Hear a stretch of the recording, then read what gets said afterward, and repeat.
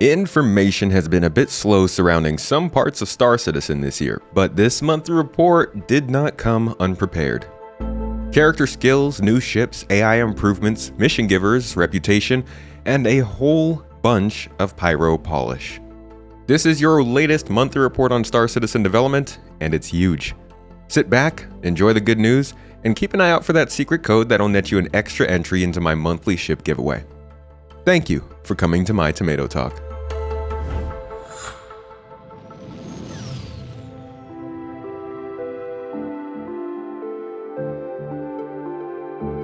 As always, we're starting off with the AI tech team who finalized NPC transitioning from EVA environments into Gravity.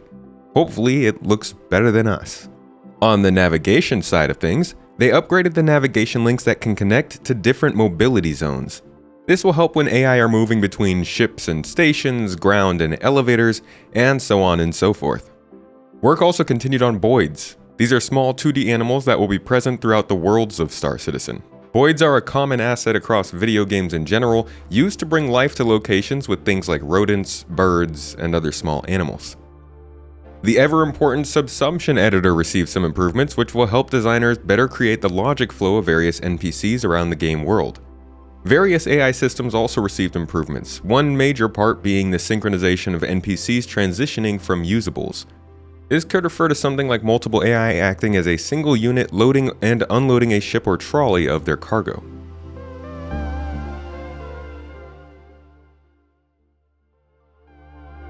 The animation team worked on improved reload and takedown animations last month. They also worked on idle animations for knives and weapons due for 3.20. Currently, work is going into improving prone animations and facial animations for pilots and combatants.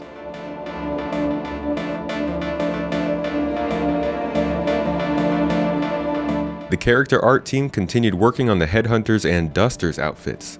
The ship art team was busy, though.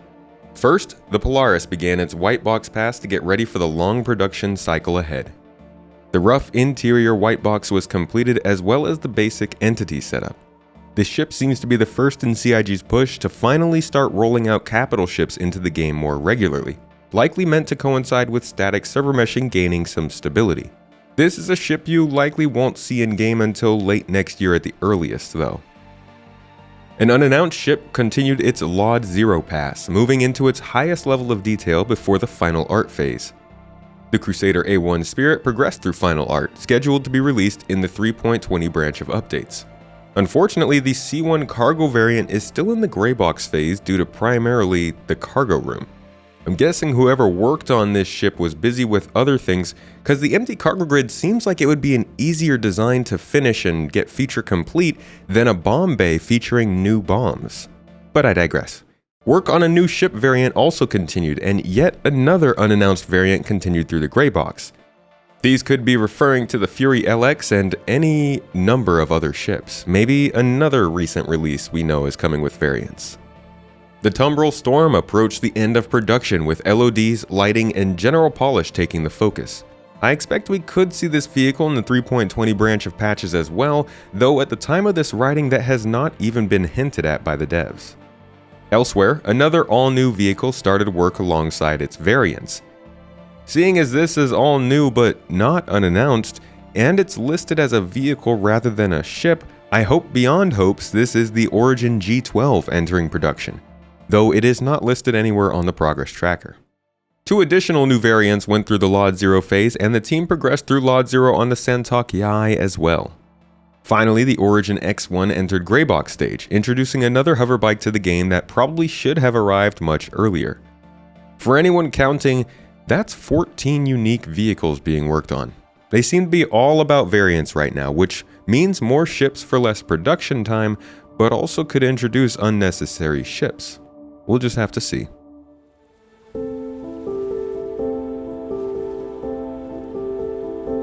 We don't hear about the audio team very often, but they are progressing with tasks around pyro, imperative sounds, atmosphere, and other pyro-y noises.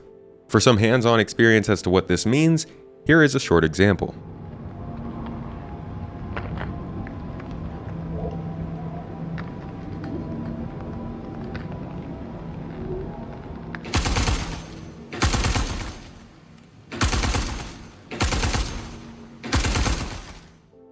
we should be hearing more about the development of this audio engine later in the year.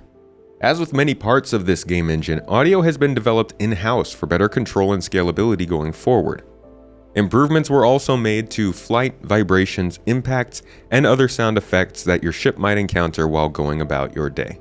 There's actually a lot of work to be done in ship audio. One of the things that will be most communicative to people of what's going on outside of their ship will be audio.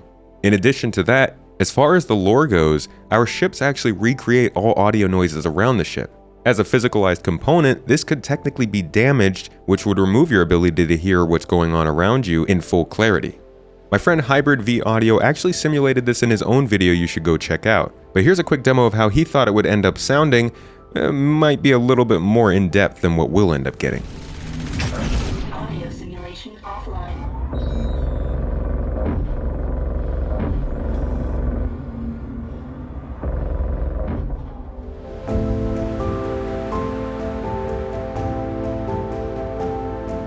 The core engine team progressed with the build system for the game engine, introduced virtual memory areas as a concept to better track memory usage, and removed map and write discard calls from the renderer in anticipation of the new Vulkan backend. They also worked alongside physics to support the launch of the Mist Hull C.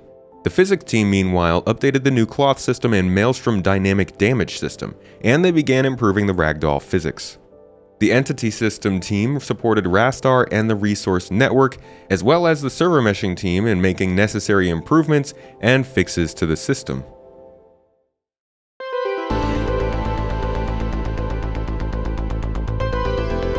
In July, the Character Features team progressed further with the skill progression system, which involved players performing specific in-game actions to level up certain attributes of their character. For example, a player who carries a box will be stronger than other players, or a character who performs more takedowns will receive a stealth boost over others. I personally am not super excited about this, but a lot of this community seems to be. Regardless, the company hasn't shared much information about this system, so we don't actually know how much in-depth or how little it will affect gameplay. Either way, this is a very major feature that will shift the way people play Star Citizen, so I do hope that they can communicate a little bit more about this going throughout the year. For player traversal, a sliding mechanic began being implemented for getting quickly into cover when you're going at a sprint. The Gameplay Features team continued work on vehicle tractor beams. With the vehicle tractor beam update meant to expand functionality greatly, we should also be seeing an update to the existing tractor beams as well, with the handheld tool also being introduced to the game. The Resource Network was worked on, including engineering gameplay and life support, and several prototypes for the salvage ship munching feature were created to sample how this more involved form of salvage will play out for players. Finally, more improvements were made to mining gameplay based on our feedback, which should be included in the upcoming Alpha 3.20 update. The Mission Features team continued work on ship trespassing, which was delayed out of 3.20 due to additional testing needed for edge cases.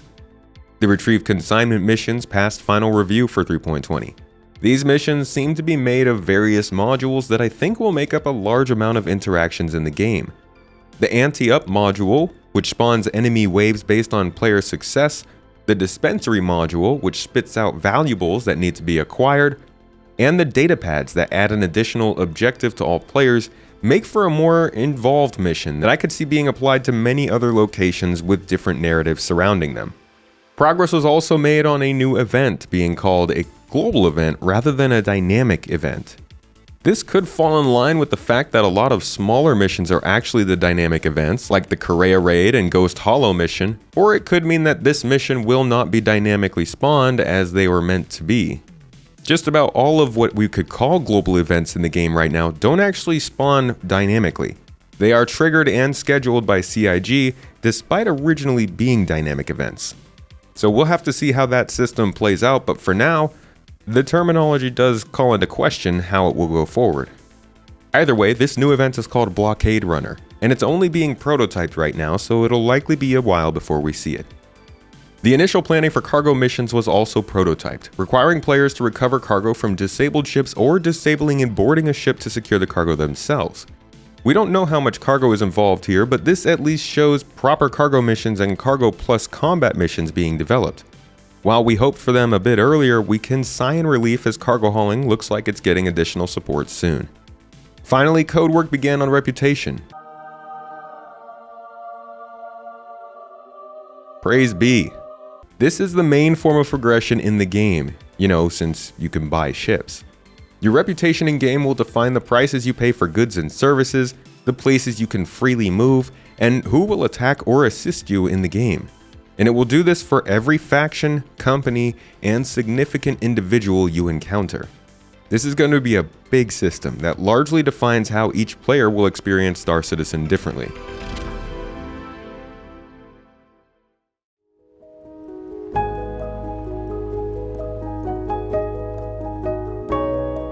On the graphics side of things, several new features were added to the global illumination system, including temporal smoothing for screen space probes, and G-buffer support was added for better secondary light bounces.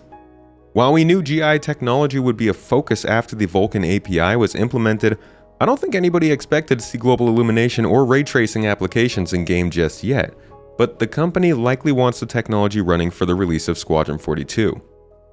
While Star Citizen may be taking a while to produce, complete control of the engine will give the company plenty of headspace to increase the graphical fidelity of the game for a long time coming.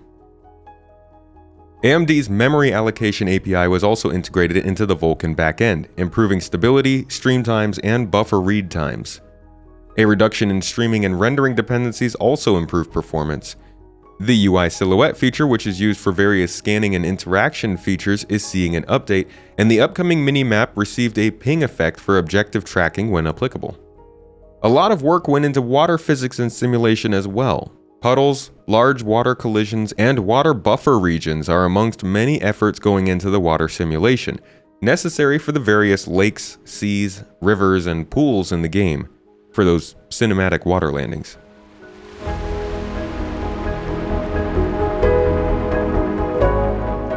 Last month, the in-game branding team continued working on a new upcoming event and navigational signage for New Babbage, again pointing to New Babbage being the next new player-friendly location in the game. The team also began their work on underground facilities with different commercial lobbies. These pyro locations have progressed more quickly than I think many people expected since being revealed late last year.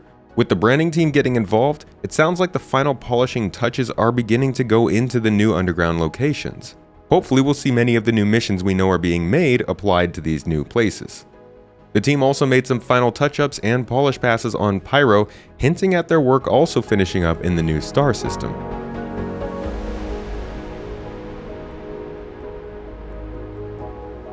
July saw the Interactables team also working on consumables and prop content in Pyro, closing out work and applying final polish.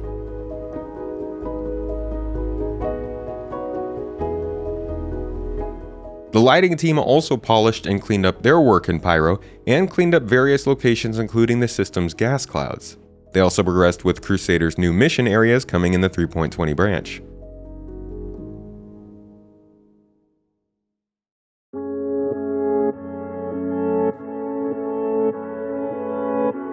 The locations team in the EU worked on polishing Pyro's limited rundown space stations. These locations will offer opportunities of exploration, combat, and limited services in scattered locations around the system. So there's definitely a trend here regarding polishing work going into Pyro right now on the physical side. Facilities, outposts, space stations, lighting, audio, it's good to see. Doesn't mean it's close, but it's good to see. The Sandbox team progressed with Pyro's outposts and continued their own work on the underground facilities, and new cloud technology was looked into for application to Pyro's planets. As for Montreal, the locations team moved into the final phase of development with the new derelict settlements we've been waiting for. These were initially delayed out of the 3.19 patch, but have not yet been confirmed for 3.20, so it's possible these new locations may not show up until the end of the year. Meanwhile, though, work also, of course, continued on underground facilities.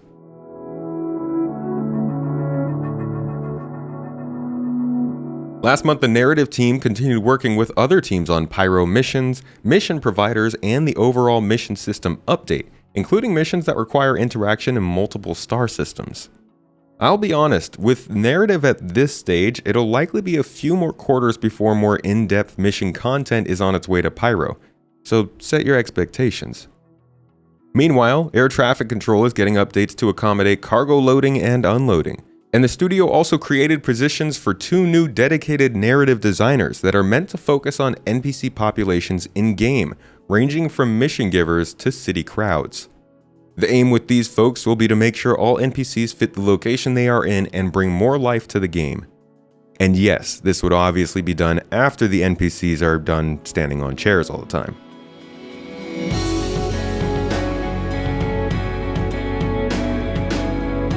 The UI team made improvements to the screen used in upcoming data heist missions as well as screens designed for Pyro.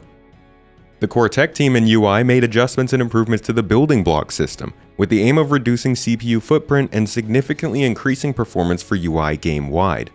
They also added a color picker for designers to use in new manufacturer UI being worked on, and worked alongside graphics to develop the internal map system that will accommodate players navigating complex cities, large ships, and planetary features.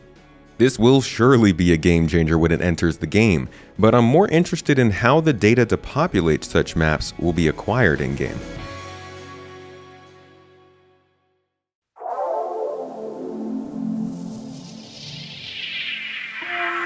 Last month, VFX worked on interior and exterior locations in Pyro and completed their VFX pass on 3 new vehicles and the new Size 5 bombs coming with the Spirit A1. Okay, that was a long one. The usual information channels may be a bit dry, but there's still a lot going on behind the scenes, and this month's report hints at a lot of content we could be seeing in the next few quarters. The immediate future is a bit of a mystery, as it has been all year, as it will be until 4.0 arrives, so we don't know when a lot of these features will be landing, but it's safe to say Star Citizen is going to see some monumental changes in gameplay over the next year. New missions, mission givers, reputation restrictions and rewards, engineering gameplay, new locations, Vulcan, and possibly better AI. If 4.0 and the following few patches can bring a better stability floor for the game, these monthly reports are pointing to an exciting future. But with so little info coming out otherwise in the lead up to CitizenCon, we won't know what CIG has planned until October. So if you want to get all the updates and even see the big event live, subscribe here and check back whenever you're interested. I'll be posting weekly videos here about Star Citizen, Starfield, and more, as well as podcasts and other videos on my second channel and my live streams. However you'd like to get your news, I hope you enjoy. And if you didn't find the secret code getting you an extra entry into my monthly ship giveaway, go back in the video and check real quick. I hope you learned something new in this video, and I'll catch you in the next.